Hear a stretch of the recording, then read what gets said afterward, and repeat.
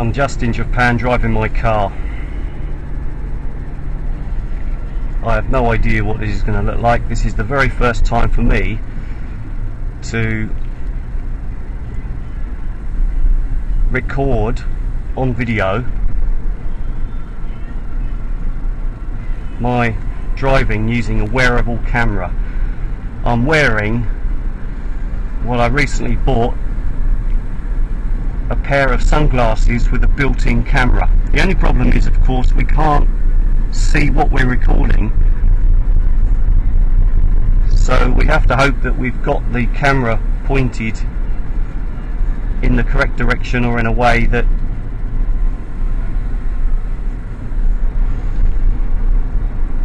what's going on here? Why is this guy on the other side of the road on his motorbike? I don't know what's going on here. Something happening. Maybe an accident, maybe something. Of course, most people use dash cams, but I decided not to. I don't know what's happened. Don't see any damage on the car. Most people use dash cams, which I don't have. I don't have a drive recorder or a dash cam. Of course, these sunglasses, I suppose, could be in lieu of that, but I just wanted to see what it's like to use a wearable camera while I'm driving. So this is a test, really. I don't think I'll be talking too much, but I'm driving my Jimny, my Suzuki Jimny. It's the latest generation, and if you can see the bonnet from here, you'll see it's absolutely covered in dust. It's really dusty. There's dust blowing around in the air that settles on everything. The locals call it PM 2.5.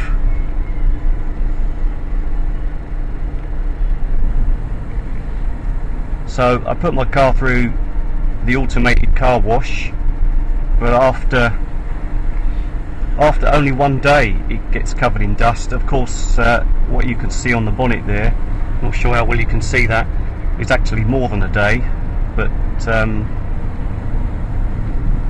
it's a losing battle. You know, you just put it through the car wash and it gets dusty again.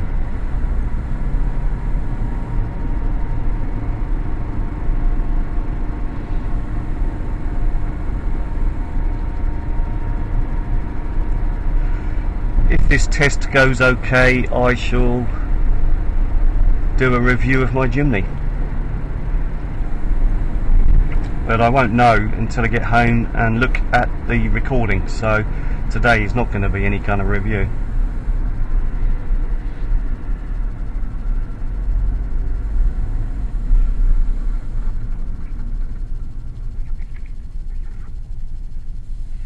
Something I find annoying is on the dash display there, instrument panel, if I reset it, so I've got it now set on tank range, that's the fuel left in the tank range, 291 kilometers. It's quite a small tank in this car, and when the car sensor, some sort of built-in camera sensor thing, recognises a speed limit, I'm assuming it's reading it from a sign along the road, because it doesn't seem to react to the information painted into the asphalt. So there are speed limits painted into the asphalt, and there are other instructions and other information there, but it doesn't seem to pick that up. It seems to just detect signs, so we haven't passed a speed limit sign on the side of the road yet. If you're interested, the yellow number plates you can see are the K car class. That is a super compact economy class of cars in Japan that fit into a very low tax bracket, and they have restrictions on things like dimensions. That's exterior dimensions. They're restricted to 4 seats, so you're not allowed to take more than 4 passengers, regardless of how the seats are laid out. Of course, some of them are 2-seaters, but I'm only aware of 2 K cars that are 2-seaters currently in production. Right, there's a 40. I didn't notice it. The car didn't react to the 40 speed limit sign above the road. That's interesting.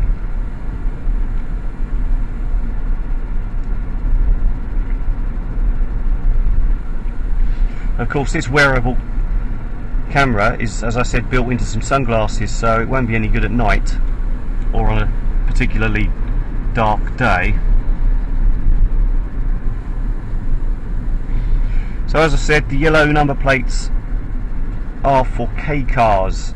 Now, K cars, I don't have the information to hand, but they're restricted in exterior dimensions, restricted to 4 passengers, and they are restricted to 660 cc, or is it 661? I forget now.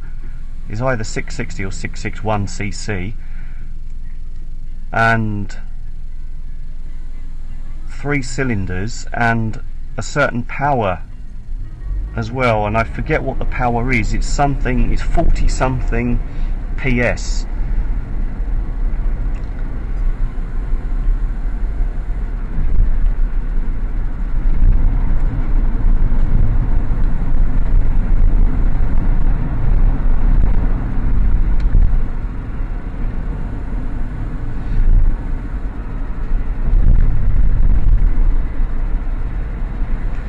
degrees, 3 p.m. in the afternoon, 10 degrees Celsius that is.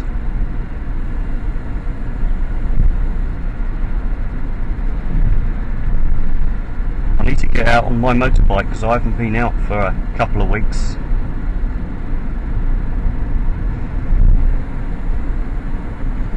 I tend to avoid going out when the temperature is particularly low and there's a ground frost, just simply because it's dangerous to be on 2 wheels on roads that are potentially icy.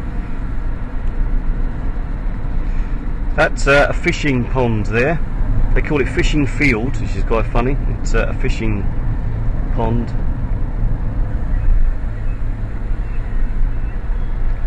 And a campsite.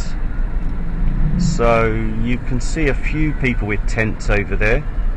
I'm impressed that they are not perturbed by the cold weather. I have to keep my eyes on the road. So I noticed when I did some videos before using this wearable camera, I noticed that it's amazing how much we move our heads and how fast we move our heads and how much we're constantly moving our heads around. It's quite an eye-opener when you play back the video from a camera that's mounted between my eyes, by the way. The sunglasses I'm wearing, the camera's built in and it's mounted between my eyes.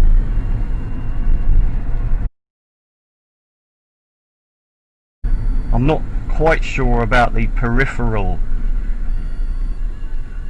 angle of the lens. I'm not sure what the angle of the lens is, so like what you can see on the periphery, perhaps my eyes have got greater periphery, especially as there are 2 of them.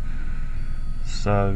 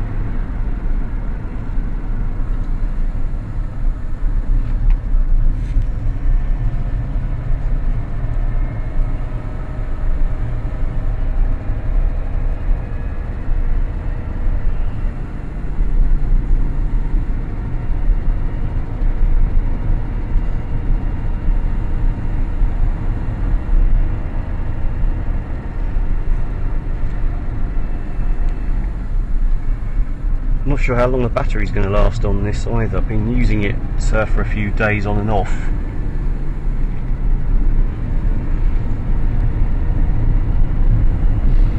There's a blue LED slowly flashing on the right inside edge of the sunglasses to show that the camera is recording.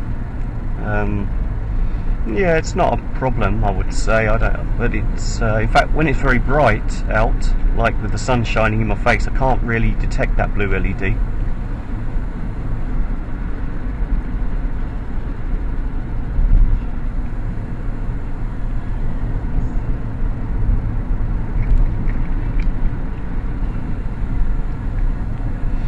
I think I saw a statistic not even recently, a few years ago, on how K cars were becoming more and more popular, and that they were now accounting for 40% of all new car sales. Well, obviously it's in a, it's cheap to run, they're economical, they're in a low tax bracket, cheap to insure. There are fewer parking restrictions. Japan has a lot of parking restrictions, even in your own home. When you buy a car in Japan, the police have to, it's crazy this, when you buy a car, before you can buy it, or when you apply to buy it, you have to apply to buy it, and the police have to go to your address, your registered address, where you state you'll be keeping the car, and they have to check that your parking space is big enough for your car. So the police do that.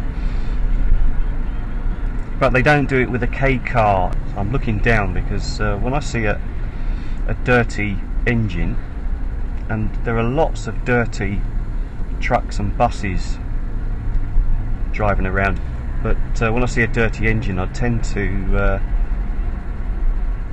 change the setting for the ventilation so it stops taking air from outside, because I don't want to get the car full of fumes.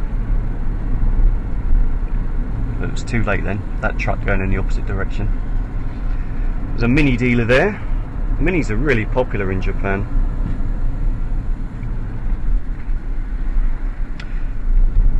This is a typical bus. There's a major bus company, Kanachu, and that bus is out of service according to what it says on the display on the back window.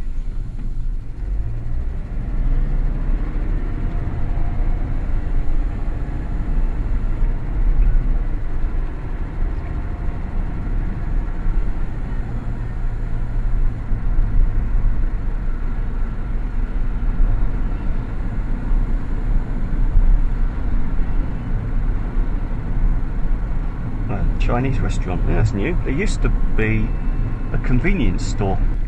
You have to watch out, because in Japan, bikes, whatever size of bike, two-wheeled vehicles, they have this annoying habit of passing on the inside, which is really dangerous.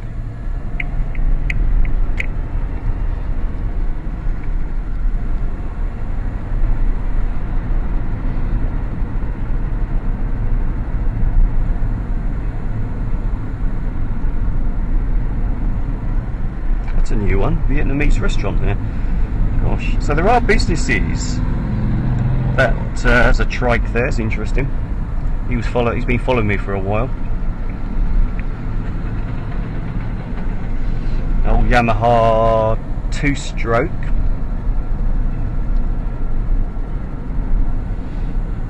It's an old 80s looking bike, that. It's interesting, there are some businesses, I mean, a lot of businesses are shutting down because of COVID, but there are some that are opening. Even to see restaurants opening, because restaurants have been one of the main targets for government guidelines and restrictions on... well, that was silly, moving out in front of me. Changing lanes in front of me like that. Luckily I was going slowly.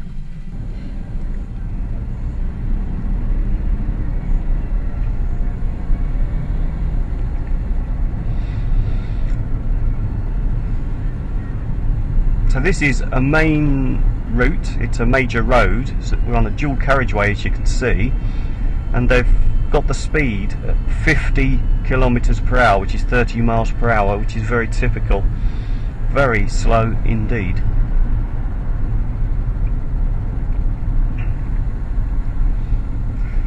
We got regular fuel, that's regular unleaded, 123 yen per litre. Much cheaper than my area. Anyway, this is just in Japan, driving my car. Catch you later.